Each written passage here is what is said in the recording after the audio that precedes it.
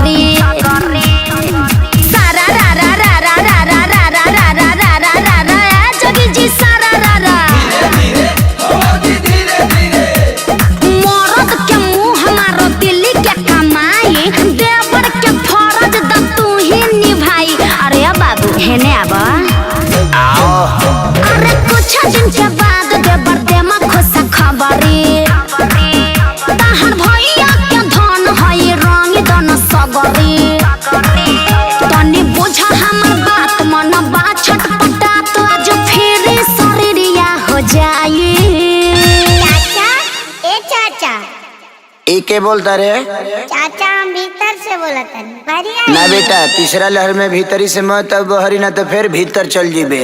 चाचा हमारा से रोगे डलाई भौ जाई पेट में भतीजा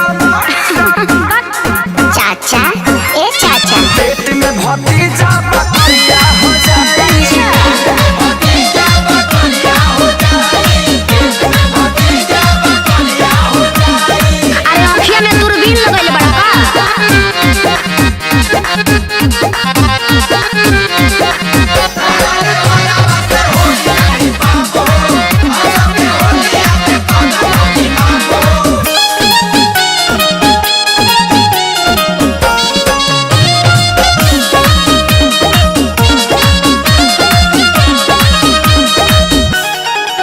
बहे फगुनी बयरिया तो लागे पाला हमार फीलिंग नहीं बुझल स्मरद साला हमारा सही कुल्ही कमावा ना बिल्कुल होई ये भौजी लागी भीतर करिया के चोट त भतीजा भीतर रोई ये भौजी। तू तो बड़ो पगलाइल हम तो बानी फगुनाइल सुन सचो में फिक्रिया हो जाई। चाचा चाचा हमके बाहर के दुनिया देखे के बता बेटा तोर अभी वैक्सीन बनल नहीं खे ऐसे ते 9 महीना ना एक बार 21 महीना पर बाहर आवा। चाचा उगले की भीतरी चुकी रज सुनाई पेट में भतीजा जोरे डरपोका ए चाचा अरे पेट में भतीजा बकरिया हो जाई पेट में भतीजा बकरिया हो जाई पेट में भतीजा बकरिया हो जाई। ढेर वैज्ञानिक बनल बड़ो।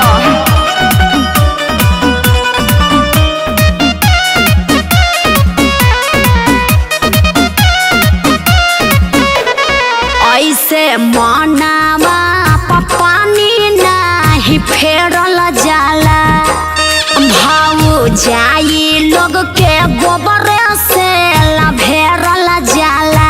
जानी अखिलेश भैया बतिया तो बड़ी मारो मारी ये अरे भौजी हो पानी लो मनुआ के संगे गलती करी है ना कहूँ खेसारी ये भौजी। साचो बाड़ा तो छुछु नर नइखे कुछु के हुनर गुस्सा तोहरा से या बिरिया हो जाई। अरे गोर होखे या करिया डाला तू भीतरिया चुपचाप भैया के बेटा हटा की चिढ़ाई बहरी जे निकली अरे फिर उहे बात करो करो ए चाचा बहरी जे निकली खेसरिया न जाई।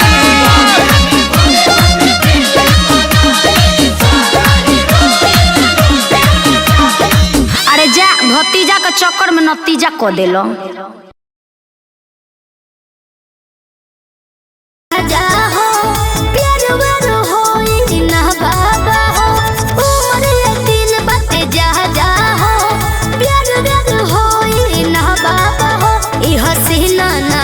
कभी आएगी जब मुझसे नजर तू मिलाएगी तभी तेरी ये जवानी रंग लाएगी।